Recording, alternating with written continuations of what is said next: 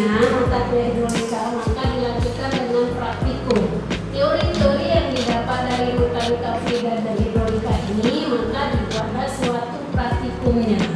Untuk ini setelah mata kuliah hidrolika nanti kita akan melanjutkan ke praktikum hidrolika. Kemudian untuk hidrologi ini ada beberapa juga mata kuliah yang terkait di dalamnya. Apa saja?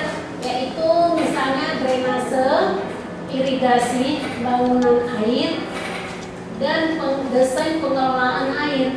Kenapa desain pengelolaan air? Karena kita untuk membutuhkan berapa besar kebutuhan air, misalnya untuk air minum atau air bersih. Kemudian di mana letak mata kuliah yang bersangkutan ini? Yaitu dari irigasi, ada kita mata kuliah irigasi dan drainase, atau irigasi dan bangunan air, sebaliknya bangunan air dan irigasi. Untuk kesemuanya nanti kita harus mengikuti mata kuliah PSDA. Inilah dia, pengembangan sumber daya air. Jadi pengembangan sumber daya air ini adalah manajemen semua daripada mata kuliah masing-masing yang khusus bidang air. Mulai dari hidrolika, mekanika Frida, praktikum, kemudian desain pengelolaan airnya, bangunan air, irigasi, dan drainase. Itulah dia yang semua keterkaitannya pada hidrologi, dan semua kesimpulan manajemen atau mungkin untuk pengelolaan bidang keairan itu adalah di pengembangan sumber daya air. Makanya sumber daya air ini adalah di mata kuliah terakhir untuk bidang air atau bersamaan dengan bangunan air yang kita laksanakan, nanti dijalankan. Kemudian dari hidrologi ini ada beberapa di dalam kitab juga ada kitab, kemudian kalau kita buat misalnya Al-Qur'an, kemudian dalam Al-Quran juga ada. Semua terkait di bidang hidrologi ini ada. Surah apa itu? Kita buat lagi, ada surah Ar-Rum ayat 48, dan di dalam Alkitab ada juga. Jadi kenapa Purumila memakai ini? Karena merujuk dari memang segala sesuatu kebutuhan air itu memang sudah diciptakan dan diproses oleh kejadian-kejadian baik di dalam Al-Quran maupun di bumi ini. Apa katanya di dalam Al-Quran surat Ar-Rum ayat 48? Dialah, maksudnya Allah ya, dialah yang mengirim angin, lalu angin itu menggerakkan awan, dan Allah membentangnya di langit menurut yang dikehendakinya, dan menjadikan bergumpal-gumpal, lalu kamu lihat hujan keluar dari celah-celahnya. Maka apabila hujan itu turun mengenai hamba-hambanya yang dikehendakinya, tiba-tiba mereka menjadi sangat gembira. Begitu juga di dalam Alkitab, katanya dalam Alkitab itu sama juga dengan tujuan dari proses pengolahan air, yaitu dengan siklus air. Di mana siklus air itu dengan mengatakan Allah menarik titik-titik air ke atas. Jadi titik-titik air ke atas itu maksudnya akibat evaporasi. Itu tersaring seperti hujan untuk menjadikan kabutnya, sehingga awan-awan itu menetes ke atas umat manusia dengan limpahannya. Di sini Ayub 36, 26 sampai 28. Itulah dia. Jadi menetes-netes itu sama dengan presipitasi ataupun hujan. Kemudian kita harus mengetahui juga kenapa tadi dari awal memperkenalkan di beberapa mata kuliah bidang keairan, kemudian sumbernya dari Al-Quran dan juga kitab. Coba kita lihat apa pengertian dari hidrologi. Di mana pengertian hidrologi ini nanti ada beberapa yang kita lihat nanti berdasarkan misalnya etimologi. Di mana berdasarkan etimologi yang dikatakan hidro itu adalah air, logos itu ilmu. Jadi kalau didefinisikan hidrologi itu adalah ilmu yang mempelajari tentang air.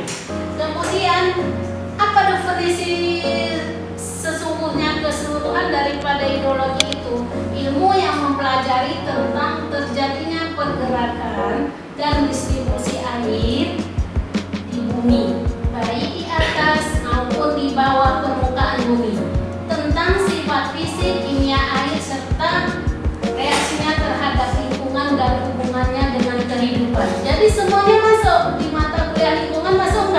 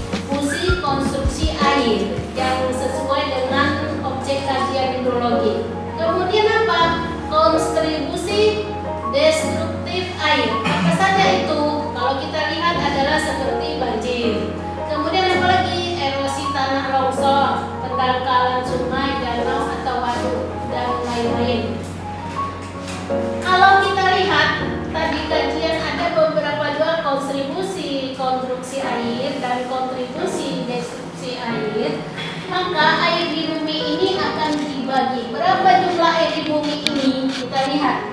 Sebenarnya jumlah air di bumi ini relatif tetap dari masa dahulu sampai masa sekarang ini. Jumlahnya berapa? Diperkirakan jumlah air di bumi ini sangat besar, sekitar lebih kurang 1,36 miliar kilometer kubik. Jadi di bumi atau kita ini dikelilingi oleh air. Coba kita lihat persentasenya, yaitu sebesar 97,2% di laut, yaitu merupakan air laut atau air asin. Kemudian 2,15% berupa es, salju, gletser. Kemudian 0,65% merupakan air yang terdapat di danau, sungai, atmosfer, dan air tanah. Untuk semua permukaan air, semua di bumi ini, umumnya 2/3 bagian ini diisi oleh air. Kalau kita lihat untuk isi air ini harus kita melihat terlebih dahulu bagaimana prosesnya. Maka kita lihat adalah proses siklus hidrologi.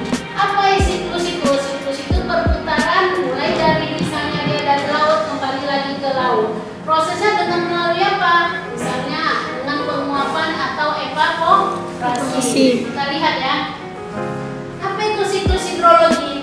Adalah suatu siklus atau sirkulasi air dari bumi ke atmosfer kembali lagi ke bumi yang berlangsung secara terus menerus. Ini kita lihat ya, evaporasi terjadi kondensasi kembali lagi perkolasi.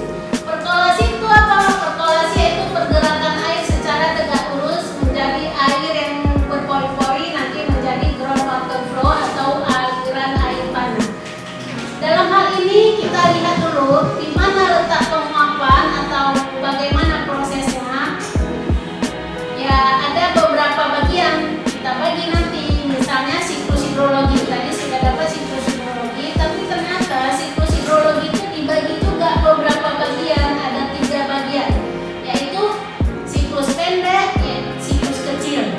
Apa saja itu? Yaitu pertama, air laut menguap menjadi uap gas karena panas matahari. Kedua, terjadinya kondensasi dan pembentukan awan.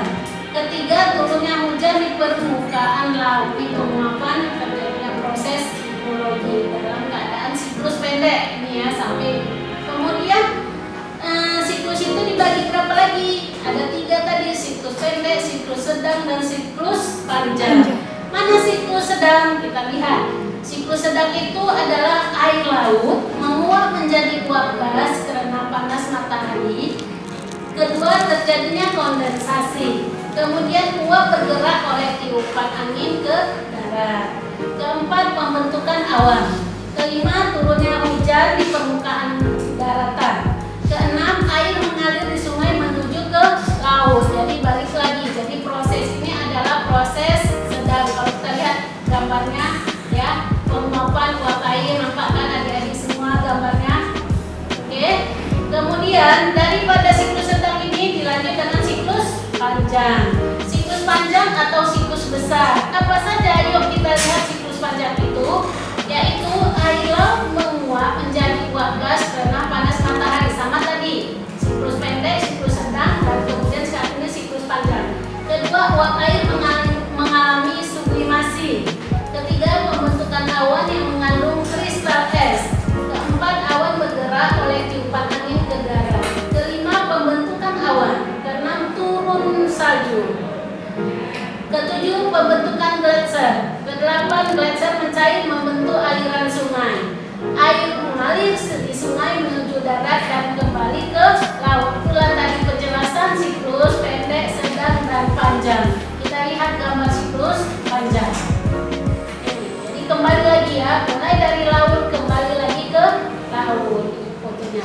Kemudian kalau kita lihat semua daripada materi yang telah diberikan, itulah siklus hidrologi ini, maka kita kembali ke bidang semua keseluruhan daripada bidang air ini, yaitu kita kembali lagi nanti bagaimana sebaiknya nanti ini saat ini kita padakan sampai di sini. Tetapi sebelum ditutup acara ini, silahkan bagi yang ingin mau bertanya.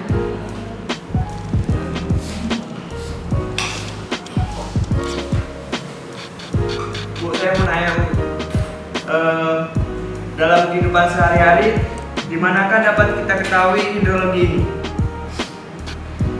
Baik, bagus pertanyaan, di mana kita dapat hidrologi. Tadi hidrologi itu adalah ilmu yang mempelajari tentang air. Pada saat ini musim kemarau, suatu proses evaporasi tadi penguapan air dari laut. Bagaimana kita melihat kesehari-hari di lingkungan kita, yaitu akibat evaporasi tersebut menguap, kemudian dibawa oleh angin berkondensasi, maka terjadilah hujan. Hujan di lingkungan yang kita alami itu terus turun menetes ke permukaan bumi. Apabila bumi tersebut tidak dapat menyerap, maka terjadilah genangan. Dan apabila genangan itu ada saluran, ini masuk ke hidrolika tadi, saluran tidak dapat menampung air itu, maka terjadilah limpahan. Limpahan itu disebut dengan banjir. Itulah yang kita hadapi lingkungan sehari-hari. Terima kasih, karena waktu akan nanti kita lanjutkan ke hidrolika untuk bidang air ini, maka sampai di sini pertemuan kita. Terima kasih.